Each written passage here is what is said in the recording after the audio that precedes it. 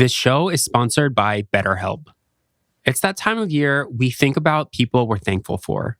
Here at 404 Media, we're thankful for all our subscribers and listeners and the people who have helped us start and make a sustainable new thing. This month, while you're thinking about what you're thankful for, take a moment to think inward and thank yourself. Sometimes it's hard to remind ourselves we're all trying our best in a crazy world. And you can learn how to better process that world with therapy.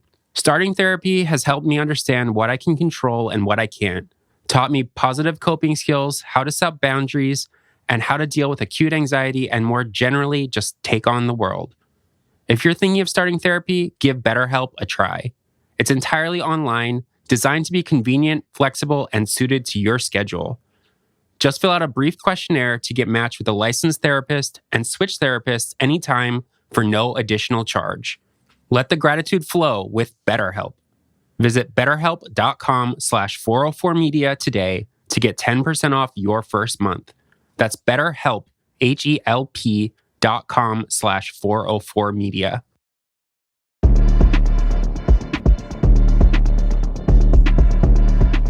Hello, and welcome to the 404 Media Podcast, where we bring you unparalleled access to hidden worlds, both online and IRL.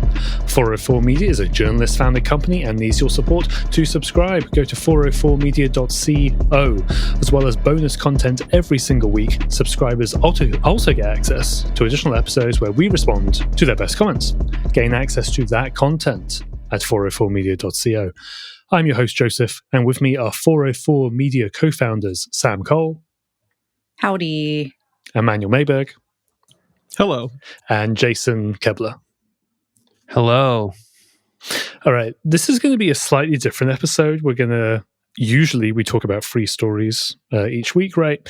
We're going to open with one, and then we're going to talk about something that maybe Jason is still going to write about, but hasn't yet. It's about the big migration to Blue Sky. So I guess, are you writing about that, Jason? Yeah, probably. It might even be out by the time this is published. Who knows? Okay, I guess we'll see. And We'll see. As for the first story, this is one I wrote. Apple quietly introduced iPhone reboot code, which is locking out cops. I guess I'll start with what Apple has done, and then maybe Jason has some questions for me. But as the headline suggests, Apple has introduced this feature, an undocumented feature, I'll say. Like, there isn't a blog post about it. There isn't anything really on Apple's website, but it appears to be called inactivity reboot or something like that. And in essence, what happens is if an iPhone has not been unlocked for around 3 or 4 days, it will reboot itself. And now you may be thinking, okay, why the hell would I care about that? Also, I don't know, maybe I have an alarm to go to the airport and it's going to ruin my alarm or something like that. The point is, it seems, to make the phone more secure against forensic equipment, stuff like Grey Key, stuff like Celebrate.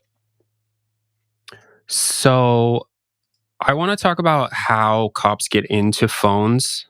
Like Celebrate and Grey Key are 2 of them, but there's 2 different modes. There's before first unlock and then after first unlock. Maybe that is like a good place to start here. Yeah, that's fair.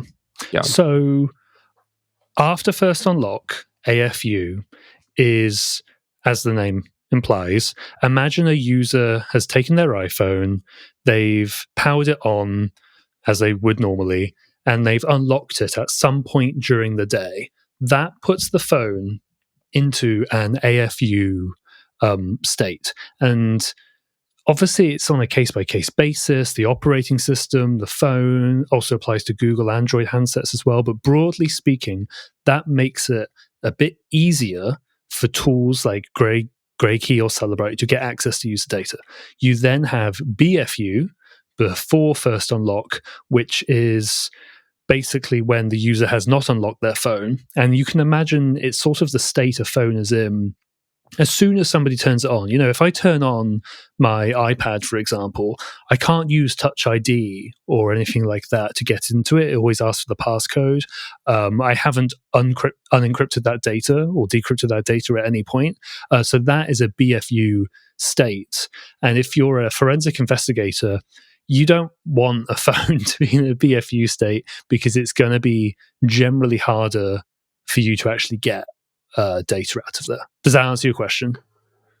It does. I think you've also reported recently on a few like leaked, I guess they're spreadsheets, but they're basically like what types of iPhones and what iOS can be unlocked before first unlock and after first unlock. And it's like some of these tools are able to are like not able to get into newer phones before first unlock if they're updated, or it takes longer, or it's just like more difficult, right? Yeah, and I mean, you're referring to some Celebrate documents that we got a while ago. You published a few months ago, yeah. Yeah, this was back in July, and I think the documents were from a few months before that. I think they were dated to April, and there it says stuff like, unlocking iOS 17.4 at the time was in research, and then actually shortly after we published that piece, some people leaked some other more updated Celebrate documents, and they showed that Celebrate had caught up and it was able to unlock iOS 17.4 in an AFU state specifically. Like, you look at the spreadsheet and it says, yes, we can do it, but only an after first unlock, which goes back to the point I said earlier about if you're a cop or a forensic expert, you want in an AFU state, because it seems, at least with these leaked Celebrate documents that we reported on a while back and have seen the newer ones, it's easier, basically, for them to do. Yeah. Do you want to talk a little bit about how you first started reporting on this specific story? Because there's actually two articles, one based on a specific leaked cop document that you got, and then where they were sort of like theorizing what had happened, and then you figured it out and published a second story explaining the whole situation. Yeah. So I'll put this one in the show notes as well. I just didn't want to lead with it because it's not that we were wrong. It's that the cops were wrong. I was just reporting what they were saying. But the headline was, "Police freak out at iPhones mysteriously rebooting themselves, locking cops out." Okay, sounds kind of straightforward. I got sent a document which is written by, it seems, law enforcement in Detroit. And they said that they had a bunch of iPhones ready to be forensically examined in their, forensic laboratory or whatever. And they go in to do that. And a bunch of them have magically or mysteriously rebooted. And they're like, what the hell? The phones weren't like this. Which is it's very interesting to us and very, very concerning to them. They theorized that Apple had pushed an update to iOS 18 that was telling iOS 18 phones, sending them a message to nearby phones saying, reboot yourself, almost like it was infecting or poisoning other phones in the lab. That is a very interesting theory. Multiple people I spoke to said they didn't really put much weight into that theory. And then another leak I actually got later from somebody who works with Grey Key said they doubt it as well. So basically the cops were half right. They were right. Obviously, the phones are rebooting because they can see it right in front of them. They were just wrong about how and why exactly, because it wasn't some sort of poisoning iOS 18 code that was infecting other devices. It was more, there's basically a timer counting down when a phone is on the most recent Apple operating system. And I should say that I published that first piece, and then researchers very diligently start digging through what updates may have happened, and one found the inactivity reboot. I then spoke to a couple of others and then got a leak as well, and that's how we got to the ultimate answer. There's this undocumented feature, and I'll just clarify that Apple hasn't given a statement on this. Obviously, I'm talking to Apple and I'm trying to get a statement out of them, but they haven't confirmed it. Instead, I've spoken to 3 or 4 people about it who independently verified it.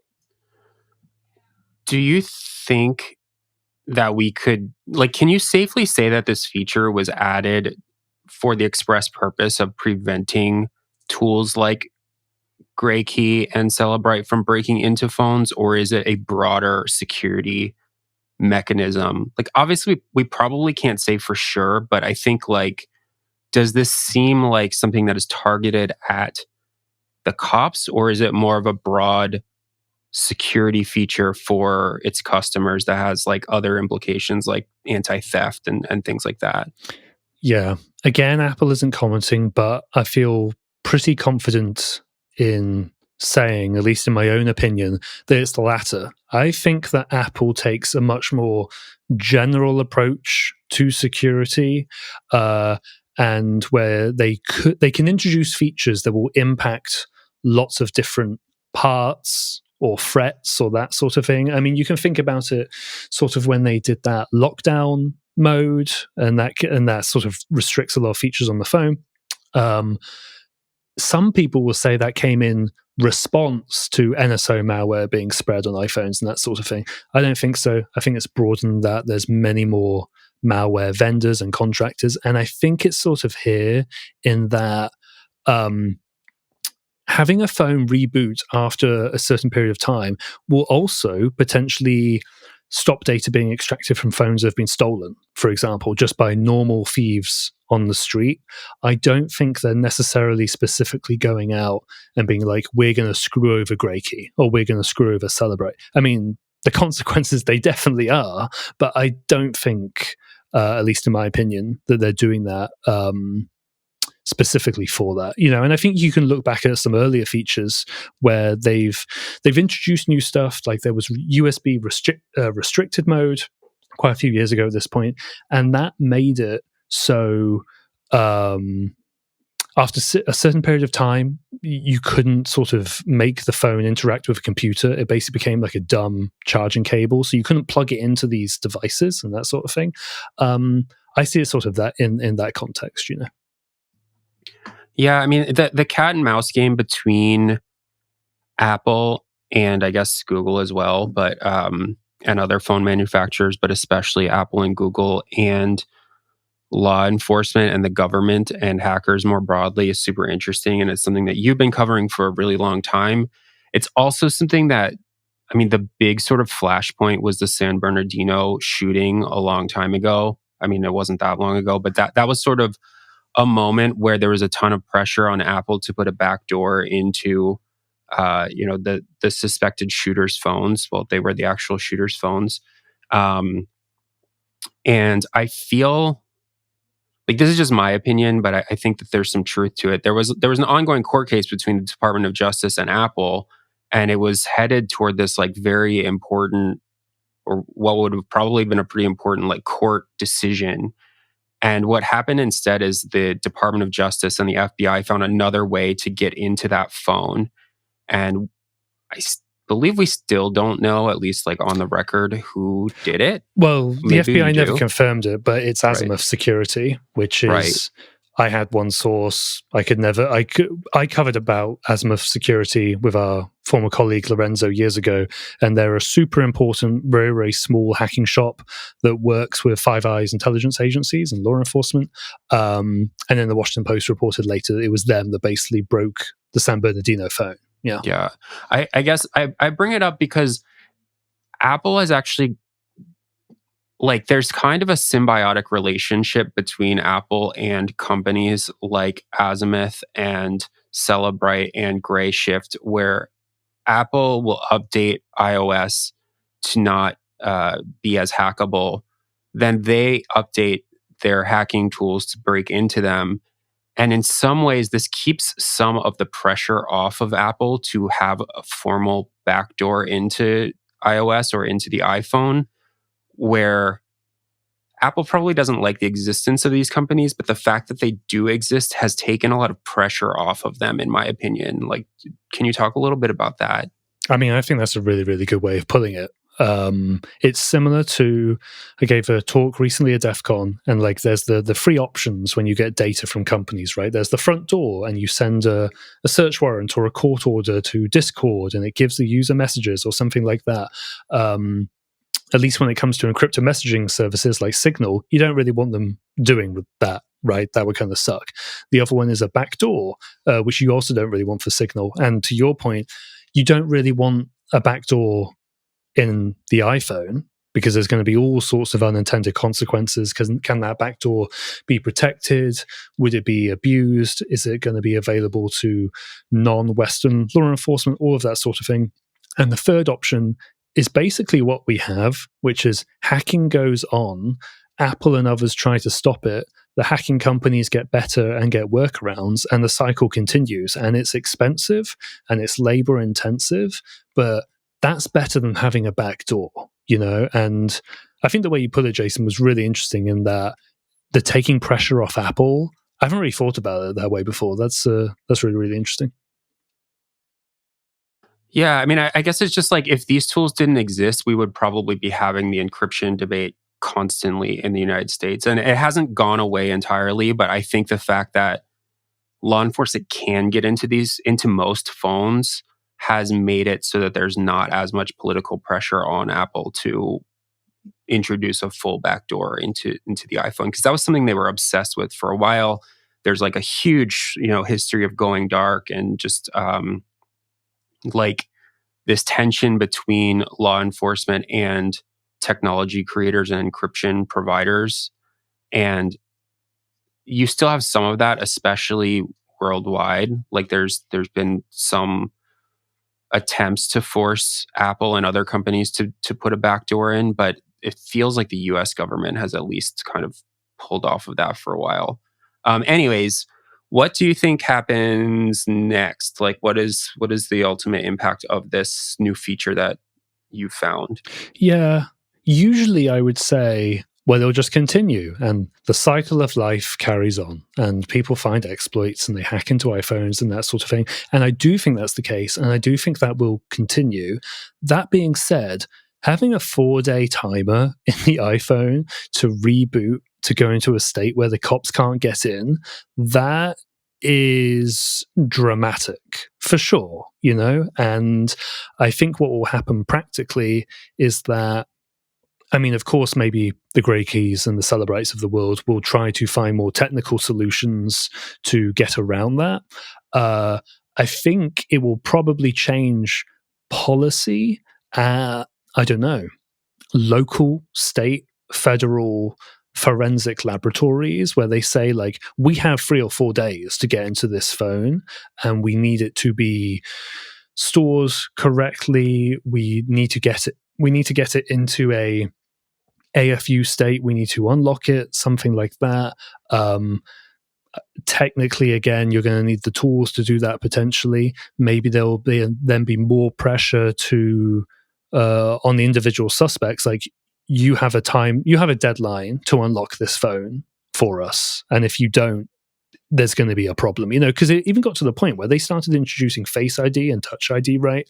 You then have in the search warrants not new now, but at the time, boilerplate language saying we can force you to put your finger on here, like legally, and I don't know, maybe they introduce more language that could do something about the timeline, I think before we end this section, do we have a sense of how long it takes to break into a phone with a strong password that is updated?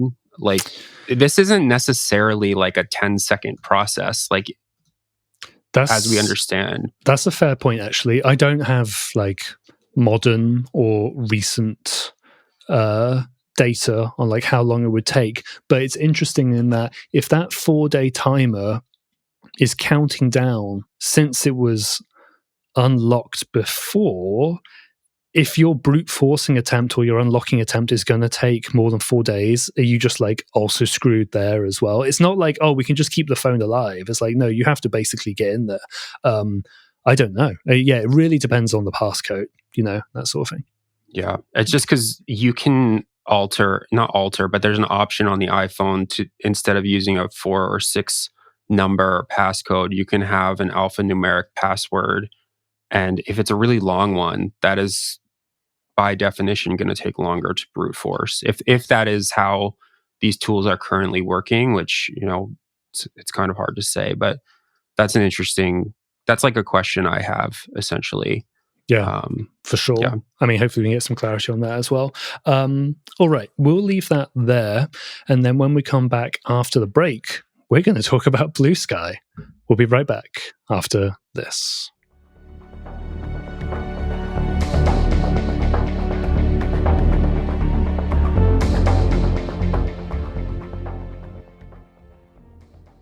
For a gift that's always on time and lasts a lifetime, you can't do better than Masterclass. With Masterclass, your loved ones can learn from the best to become their best. Masterclass is the only streaming platform where you can learn and grow with over 200 of the world's best. That's why Wirecutter calls it, quote, an invaluable gift. Gift unlimited learning. Learn from any Masterclass instructor, anywhere, on a smartphone, computer, smart TV, or if you're always on the go like me, you can even listen in audio mode while you drive, walk the dog, or exercise. Help your loved one learn to skateboard with Tony Hawk, learn directing from Ron Howard, or the art of the viral video with Marcus Brownlee. I'm on a cooking kick, so I'm learning how to make stocks and sauces from Chef Thomas Keller. The classes really make a difference. 88% of members feel that Masterclass made a positive impact on their lives. Plus, there's no risk. Every new membership comes with a 30-day money-back guarantee. Give your loved ones a year of learning with Masterclass. Masterclass always has great offers during the holidays, sometimes up to as much as 50% off. Head over to masterclass.com/404pod for the current offer. That's up to 50% off at masterclass.com/404pod. Masterclass.com/404pod. This podcast is sponsored by LegalZoom. You're listening right now to a real LegalZoom customer. That's right. 404 Media used LegalZoom to take our business from an idea to a registered, compliant entity. I'll be honest, I was really overwhelmed trying to figure out how to start a business. But with LegalZoom, we didn't have to worry. LegalZoom helps business owners like you take your first step and every step after, from reliable business formation to experienced guidance in legal and tax. Setting up your business properly and remaining compliant are things you want to get right from the get-go, but you also don't want to strain your brain or wallet. LegalZoom saves you from wasting hours making sense of the legal stuff. At LegalZoom.com, you can take care of business legal needs in just a few clicks. And if you need some hands-on help, their network of experienced attorneys from around the country has your back. Launch, run, and protect your business to make it official today at LegalZoom.com and use promo code 404media to get 10% off any LegalZoom business formation product, excluding subscriptions and renewals. Expires 12/31/24. Get everything you need from setup to success at LegalZoom.com and use promo code 404media. LegalZoom.com and use promo code 404media. LegalZoom provides access to independent attorneys and self-service tools. LegalZoom is not a law firm and does not provide legal advice except where authorized through its subsidiary law firm, LZ Legal Services, LLC. In today's world, data breaches happen all the time, and even the most secure companies can't always protect their employees' personal information from ending up in the wrong hands. That's where Delete Me comes in. Delete Me is a service that removes your employees' sensitive information from hundreds of data broker websites. Sites where hackers can find phone numbers and emails within seconds. Rachel Toback, CEO of Social Proof Security, says attackers use this data to target employees with phishing messages and AI-powered phone scams. But Delete Me makes it harder for these bad actors by scrubbing your employees' details regularly. It's simple. Attackers are lazy. If it's too hard to find contact info, they'll move on to easier targets. Delete Me takes care of this for you, doing the heavy lifting so you don't have to. And over time, they keep removing the information so it stays down, protecting your team from constant exposure. If your business has a social presence or deals with clients, you need Delete Me. Visit deleteme.com/404media and start safeguarding your team's information today. That's deleteme.com/404media. Hackers and cybercriminals have always held this kind of special fascination. Obviously, I can't tell you too much about what I do. It's a game. Who's the best hacker? And I was like, well, this is child's play. I'm Dina Temple-Raston, and on the Click Here podcast, you'll meet them and the people trying to stop them. We're not afraid of the attack. We're afraid of the creativity and the intelligence of the human being behind it. Click Here, stories about the people making and breaking our digital world. AI machines. Satellite. Engine ignition. Click Here. And liftoff. Click Here, every Tuesday and Friday, wherever you get your podcasts.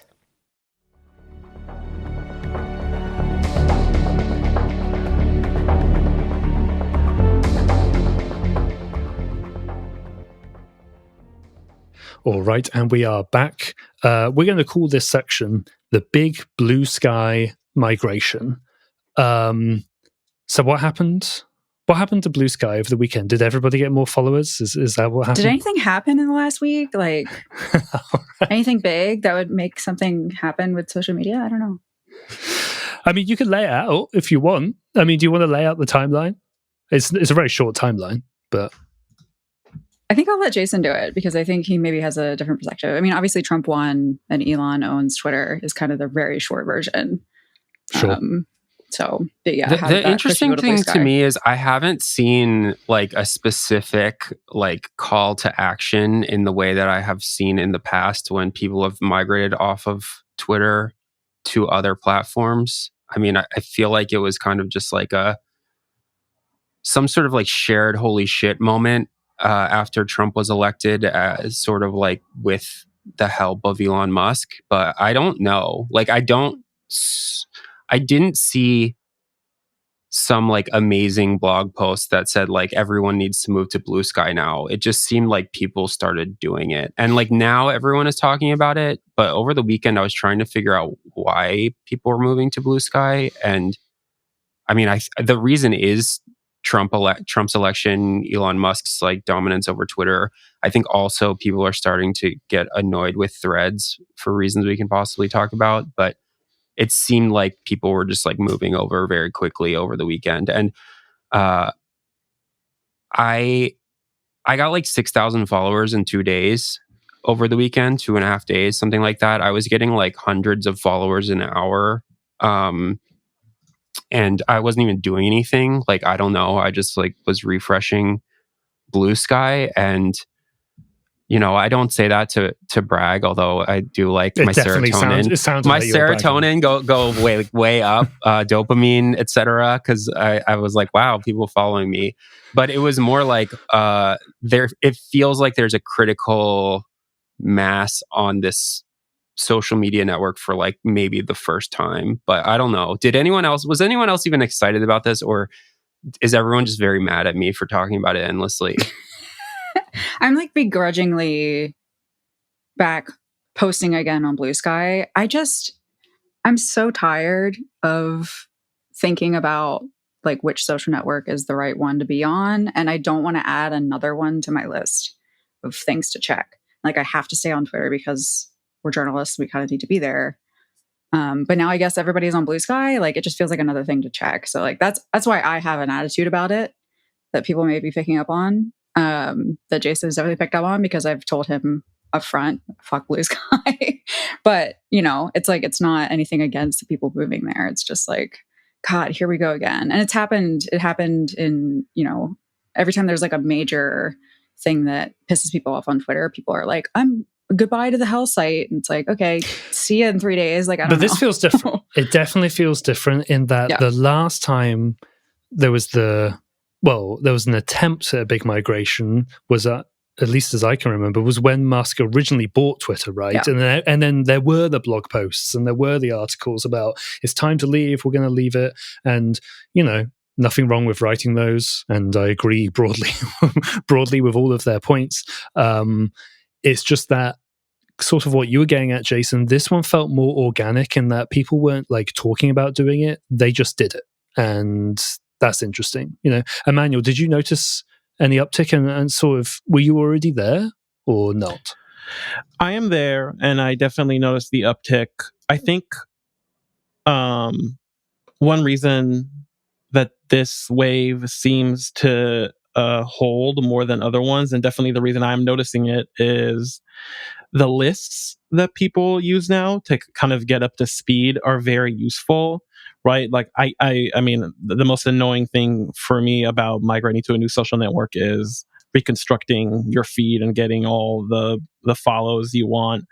And many people have just created like lists of people you should follow, and you can follow all of them with one click. Like And I these think starter that's what, packs. Yeah. yeah, the starter packs. And I think the reason we're seeing like so many, like I've gotten a few thousand follows as well, and that's probably because I'm on like a couple of lists, and I think that's probably true for all of us. So that makes it easy to get up to speed, and it makes it very useful. Just personally, I think maybe, I don't know, 2 years ago or around when Elon bought Twitter, there were a lot of takes, and I think there was maybe one on Motherboard about how it's the end of the social media age. And just from like the perspective of an individual user, that's where I'm at. I'm on all the networks, and I look at all of them looking for stories. And that's something we were talking about this week. Like, okay, how do I get like an interesting feed so I can find cool stories on Blue Sky?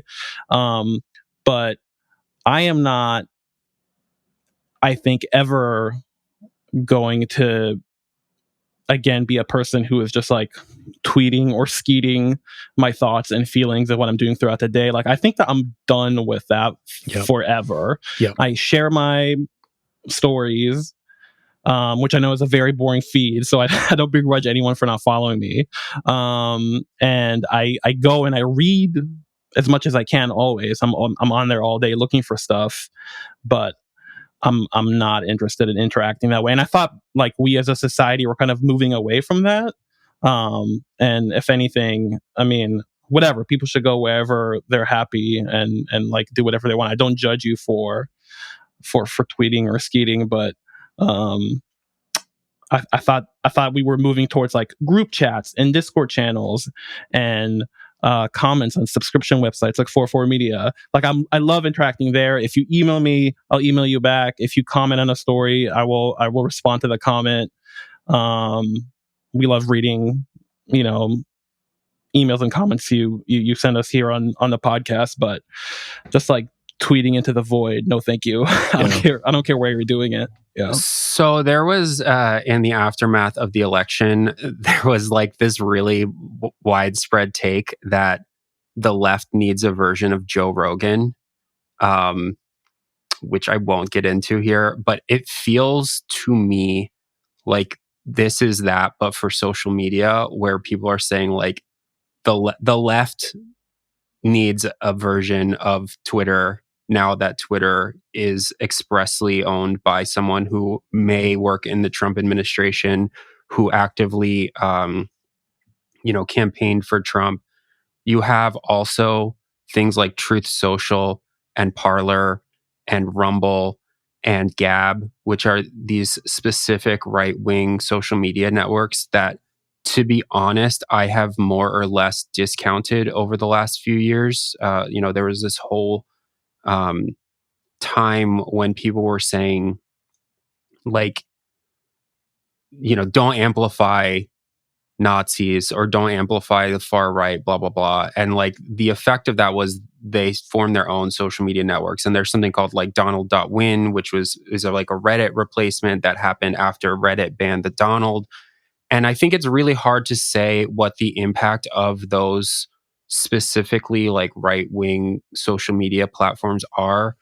But I did read or hear a take that I kind of agreed with, where you have places like Gab and Truth Social where like absolutely batshit things happen. And then you have like a right-wing media ecosystem that picks and chooses things that like resonate there and then like brings them into something that's like more mainstream. And then it's sort of like filtered through into like the public consciousness. And I'm not saying that Blue Sky is going to be that. I have no idea. But I do think something very interesting and extremely cringy happened, which is AOC was like, "Hey, I'm back on Blue Sky," and she tweeted something, and then CNN was like, here's what AOC said on Blue Sky, and it like filtered out of this specific like smaller social media network into like a larger context. And I don't know if that matters at all, but I think that the idea that I've seen where it's like social media is fractured in a big way, and if you're just posting on these smaller platforms, it doesn't matter, and you're just like talking to yourselves. I don't know if that's actually going to be true. I think that it does have the ability to like form larger talking points, because that's what conservatives have done for a long time, and they've done it very successfully. I'm curious what you think about that. I mean, I think that makes sense. Yeah. I think that it's probably going to branch out, and you said that it's all fractured and decentralized. And I guess Blue Sky is the one at the moment. You, Jason, specifically previously thought that Mastodon was the one of the moment. What was the article you wrote a while back? And were you wrong? Yeah, it was over a year ago. The title was Mastodon is the good one. And I have a whole like spiel about it, which is I still post on Mastodon. I think Mastodon is good. I think the Fediverse is like interesting, and like we are on it. And I think that it's good to have decentralized social media that's portable. It obviously uses like, the Fediverse platform, whereas Blue Sky uses something called the AT protocol. And for a while, they were not interoperable in any way. And now they are kind of interoperable, which I think is notable. But I guess all I'll say is that the thing that should not win is Threads. It's just like it's owned by Mark Zuckerberg. It is like a disastrous, like Meta is a disastrous company for many of the same reasons that Twitter is a disastrous company, in my opinion. It like spreads disinformation in the same way. It, it deprioritizes links. It like doesn't want politics or news. And yet there's many, many people sort of defending Threads as an alternative to Twitter. And I think that's like so stupid. I think it's like one of the stupidest things. I have no patience for it. Is it Fred's super aggressive moderation where we post one of our articles and it has a nipple in it and people get scared and it gets removed from Threads and they like go home crying? Or is it like that its user base numbers are entirely inflated because there's just ports all over from Instagram and they say, look how many hundreds of millions of users we got? Yeah, because you copied and pasted them. What is it exactly? Dude, it's all of those things. It's the fact that it's like many of the people are like brain poisoned Silicon Valley, like rank and file defenders of like Meta's practices and stuff. It's like the algorithm is super broken. It's not real time in any way, shape, or form. I don't know. News as well. It's like Sam has the most interesting Threads feeds like that I've ever heard about, and it's like maybe Sam, you can talk about like what you get on Threads. Yeah, I mean, yeah, there's got to be a middle ground because Threads is like you're kind of on Threads if you're on Instagram in a way. It's like I think they're kind of like almost because it's Meta, but on Instagram I can see Threads posts on my feed. So that's how I consume my Threads intake. But the Threads algorithm is so aggressively like for what it thinks my demographic is, which is middle-aged white women who may or may not have children, who are dealing with some kind of like serious mental or physical illness. And that's just all I see on my timeline. Emmanuel's laughing really hard. It's like, that's definitely like an algorithmic niche that is very valuable to these social networks. So that's what I get all the time is like people who are like having like real serious crises with their children involved. And I'm like, go to the hospital or the police, get off Threads. And then you get to the end of the story time they're doing. And it's like, it was kind of like the whole time it was like a really boring story. And I'm like, my heart rate's up reading it. So Threads has an algorithm that's like very much attacking me.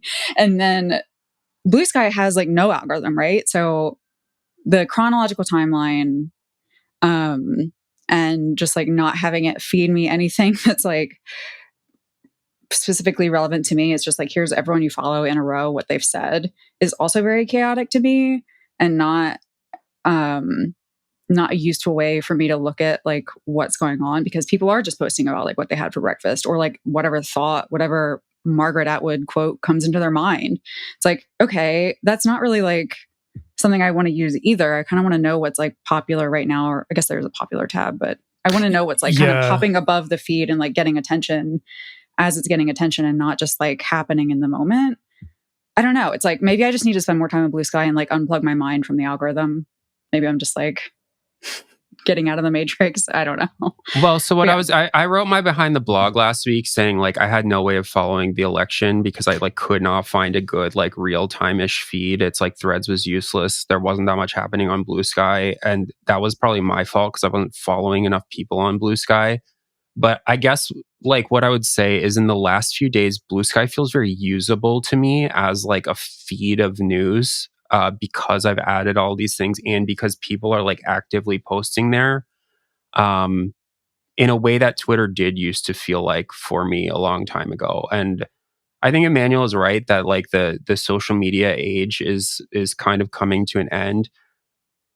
But I also think that something Joseph said is very smart, where you said it's like Threads is adding 1 million people a day nominally. It's the number one app in the App Store. But it is like not clear to me that Threads has anything happening there. And what I mean by that is you're like forced to look at it on Instagram. It will inject Threads posts. And then if you want to look at them, you have to download the app. And so like how many people are actually using that app? How many people are actually posting? How many are like international in nature, but like not posting? Like I think that Threads' popularity or quote unquote popularity is fake. And like Katie Natopoulos has written about this a few times. Like Max Reed has written about this a few times. They have both articles that you should check out. But like what's happening on Blue Sky right now feels like more real to me than what I have seen from Threads, which feels like forced Facebook engagement in the same way that like if you go on Facebook right now, there are tons and tons and tons of like Facebook stories, people like nominally like using the stories function or the reels function because it will just like automatically cross post from Instagram or something. It's like the Facebook ecosystem automatically shares your posts across like all of the apps that they have. And that is not like real, in my opinion. Yeah. Also, Threads was like originally like so many brands. You remember this? It was all brands talking to each other at the start. Yeah. At the start, yeah. And Blue Sky has like, I haven't really seen any like brands. Well, we're trying. Blue Sky. Well, we're trying. Yeah. Well, we don't count. We're not. But I think that's a brand. For those, no, that's true. But for those who haven't noticed, we are doing more social media posting from our main accounts. Like we have some help on that, so you may notice some change there. And it's just funny that we're doing that on Twitter and Blue Sky and Threads, and they all have their own idiosyncrasies. And I don't think the particular news outlet idiosyncrasies of Blue Sky have really been established yet, because nobody's done it yet, right? Because we're now doing the big migration, and we're going to figure out how news fits in there beyond individual reporters and that sort of thing. Yeah. I want to say one more thing. I know I feel like you're about to be like, and that's our show. To go back, it's like Blue Sky is part of a broader decentralization thing. It is not owned by billionaires. It is like a portable platform.